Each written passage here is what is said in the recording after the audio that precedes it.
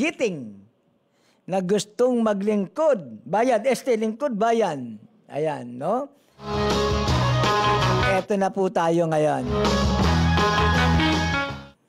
Siyempre, lahat naman po yan na mga kakandidato sa kanilang pagtakbo, lagi nilang sinasabi, maglilingkod kami ng tapat sa inyo. Lahat ng gusto nyo, ibibigay namin. Lahat ng makakatulong para sa inyo, ibibigay namin. Lahat ng ayaw nyo, ayaw din namin. Lahat ng gusto nyo, gusto namin. Lahat pabor sa mga boboto. Sarap pakinggan, no? Sana araw-araw eleksyon. Alam niyo po, sa pagpapile pa lamang ng COC, ng Certificate of Candidacy, hanggang 8 yan, ha? Oh, hanggang 8. Yung iba, hindi muna nag-file. Gusto nila 8 ng Oktubre, yung pagpapile ng Certificate of Candidacy. Kasi sa Chinese, no, meron pong kahulugan yung 8 eh. Lucky number daw po yung 8 eh. Kaya sigurado yung last day ng filing ng COC, dudumugin, dadami ang magpapile ng Certificate of Candidacy ng mga kandidato. Ayos, no? Maganda yun. Meron silang tinatawag na punsoy. Kailangan, pag nag-file ka ng COC, yung number 8, yung petsa sa kalendaryo, huling araw yung filing, no? October 8. Kailangan pag nag-file ka ng COC, nakapula ka. Bakit? Yung pala, lucky rin din po yun, no? Pula. Tapos marami kang pera sa bulsa. Ayun, no? Ito'y napapag-usapan lamang, mga kaibigan. Pero mapapansin natin, sa mga nagpa-file po ng COC, talaga naman pong buhos at dami ng tao. Maraming sumasama, maraming ikangay sumusuporta. Kasi kung wala kang kasama, nakakaawa ka namang kandidato. Pero mo, tumatakbo ka, nag-iisa ka, nagpa-file ng Certificate of Candidacy. Solo flight ka. Anyway, mga kababayan, no, iba-ibang mukha nakikita natin nagpa-file ng COC. No? Tapos itataas nila yung kanilang yung katibayan, yung kanilang COC. Ako, si Juan de la Cruz, ganap ng kandidato. No, ganap na akong kandidato sa aking posisyon na tinatakbo. Ayan. Pero mga kaibigan, no, meron pong announcement. May schedule. Hindi ko mo ikaw nakapag-file ka na ng COC. Pwede ka ng mangampanya. Hindi po pwede yun, bayan ko. Meron pong petsa kung kailan ka mangangampanya.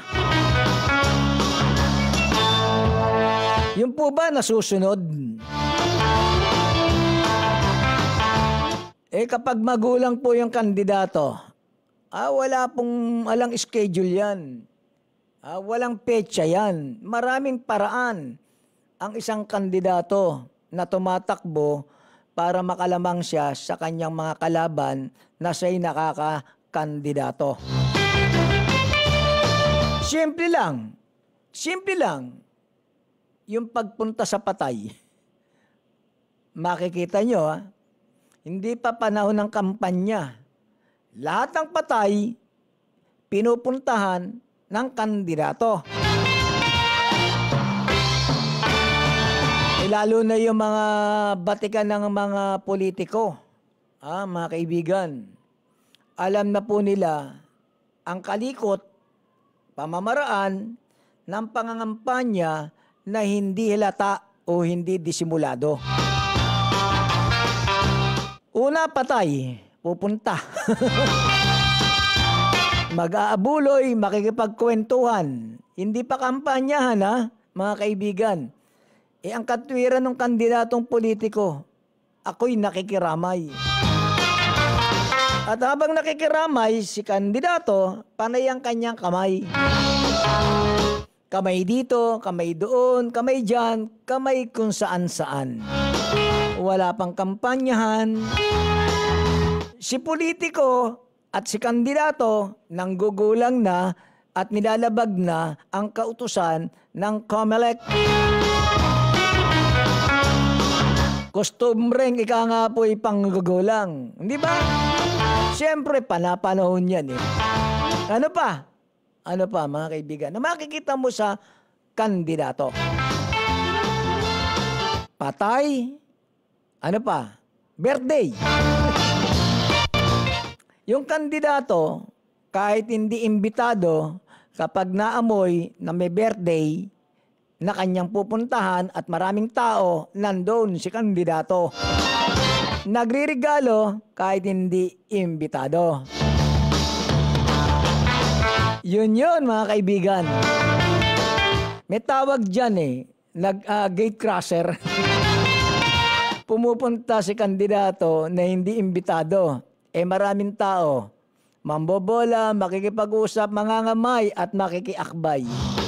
Yan si kandidato.